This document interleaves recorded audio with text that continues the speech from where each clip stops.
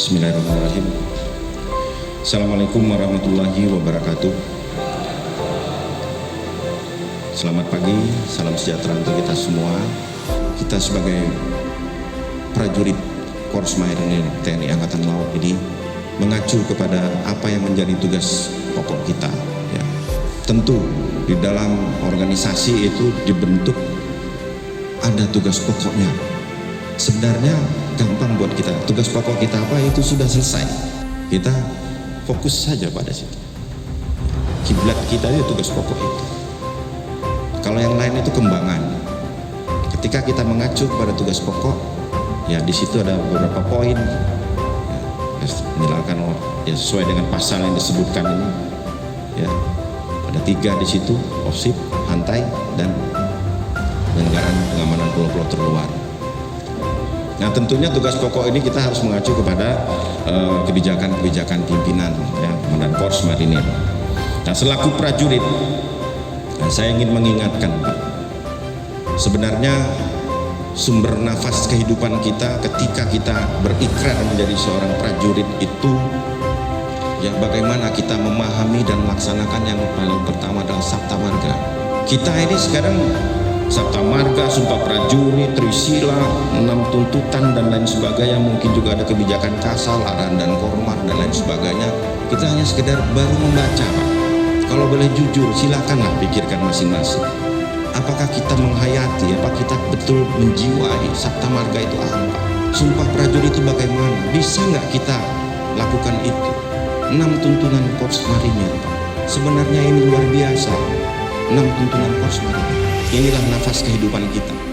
6 tuntutan Korps Marinir ini adalah nafas kehidupan prajurit Korps Marinir. Kalau kita mau betul-betul memahami, memaknai dari satu persatu kalimat dari 1 sampai 6, hidup kita mungkin akan menjadi marinir yang profesional, betul, Pak. Ya, tetapi memang tidak mudah.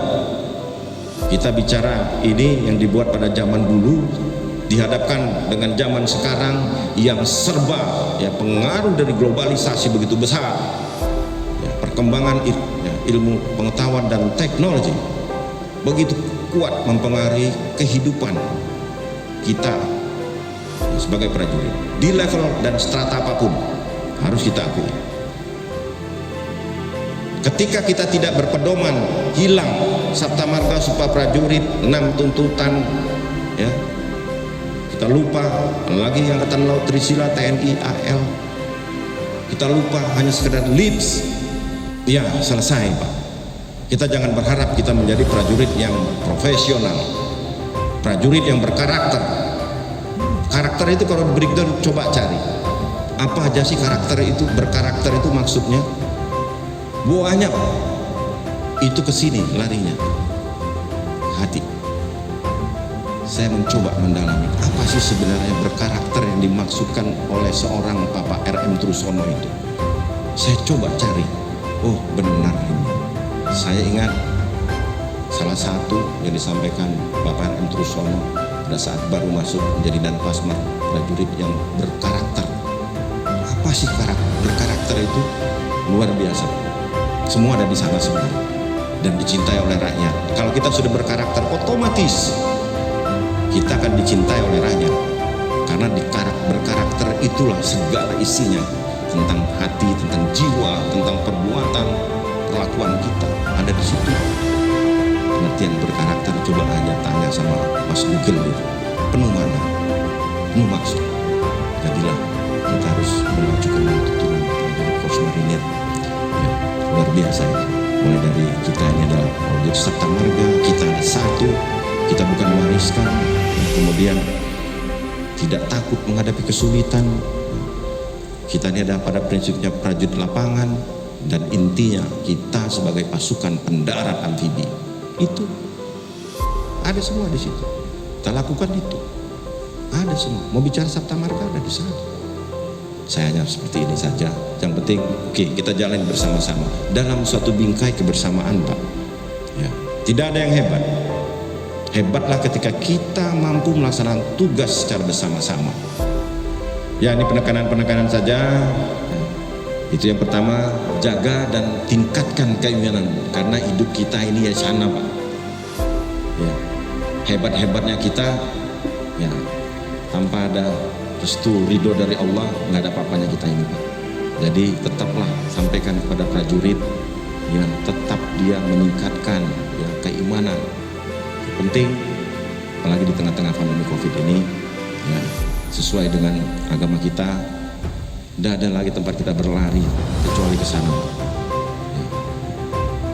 Yakinlah bahwa ketika kita bisa mendekatkan diri kepada Allah Subhanahu Wa Taala, Tuhan yang Maha Kuasa, indahnya hidup itu insya Allah kita temukan, Pak. Ya, walaupun tidak mudah, tetap aja kita ada dosanya. Kemudian yang berikutnya, situasi saat ini sebenarnya sampai kapanpun kita harus tetap menjaga kesehatan kita, jaga kebugaran, jaga imun kita. Jangan stres, jangan susah, buat ceria, bergembira, sehingga kita dijauhkan dari petaka yang sekarang sedang menimpa kita ini. Lakukan protokol Covid dengan sebaik-baiknya.